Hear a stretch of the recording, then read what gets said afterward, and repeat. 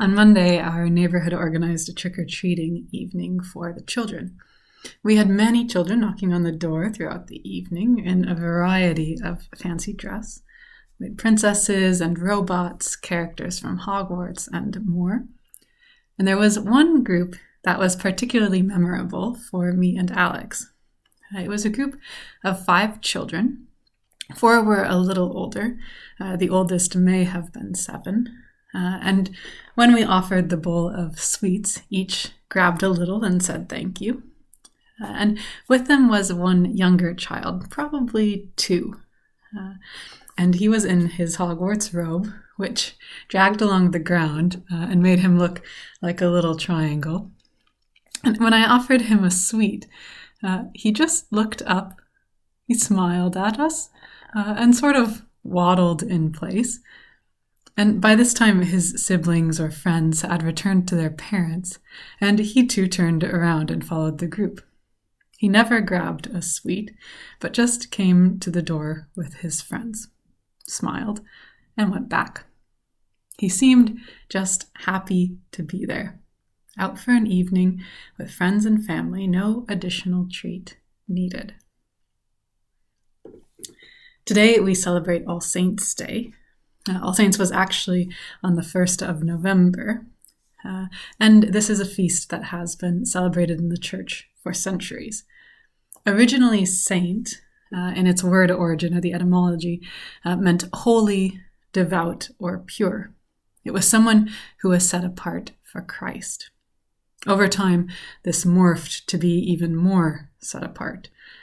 The saint that is canonized in the Catholic Church, with different steps and evidence of miracles, etc., like St. Francis or St. Teresa. But today in the Church, especially in the Anglican Church, we believe that saints are all those who form our family in Christ, those who are living, those who have died, and those who are yet to come. And this understanding that something special makes the saint is more something that's set in the past, at least when it comes to a kind of holiness or a piety. But still, I wonder on All Saints' Day if there are some ways that we can grow in being part of this communion or this community of saints that is all around us. Saints are varied and different, as varied as each one of us is. But I'm reminded this year, in the readings that we have, in the writing of saints who have gone before us, and in those around us today, like this small child who smiled in contentment, that perhaps there is inspiration we can draw on to be more of the saint that we are, that God has made us to be, to build up our communion of saints, to be children of God. The letter from John, that our first reading comes from, says, "See what love the Father has given us, that we should be called children of God. And that is what we are. The reason the world does not know us is that it did not know him. Beloved, we are God's children now. What we will be has not yet been revealed."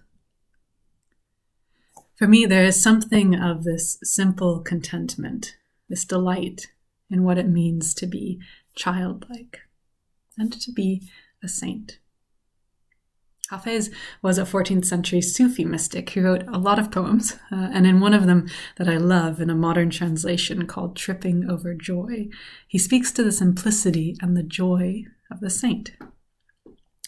What is the difference between your experience of existence and that of a saint?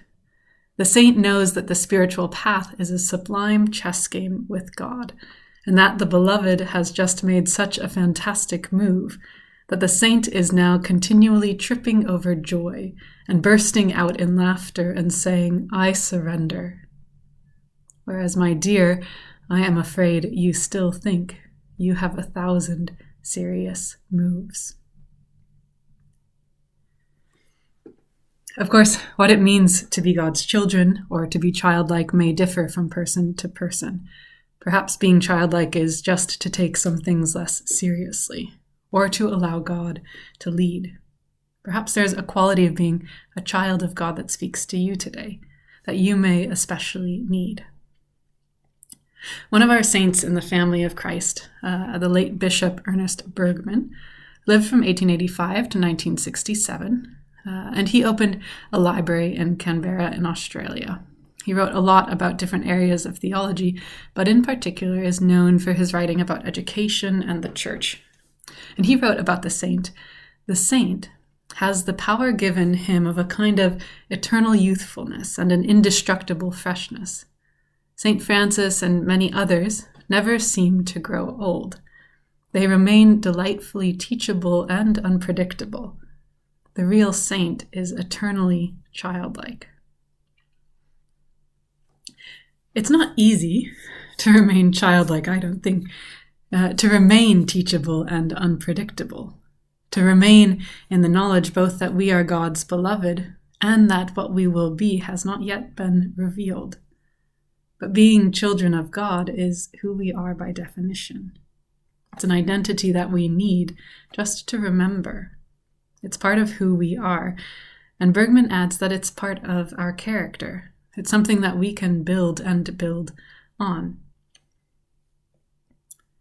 There is a quality of presence that we can try to practice, one that is content with where we are, with what we have. Like this child who seemed unconcerned about how much or what kind of sweet he got. He wasn't bothered if others had more than him or if he was the first to the door. He was just happy to be there. And that made us happy to be where we were too. We are a community of saints. And at its best, what a joy that is.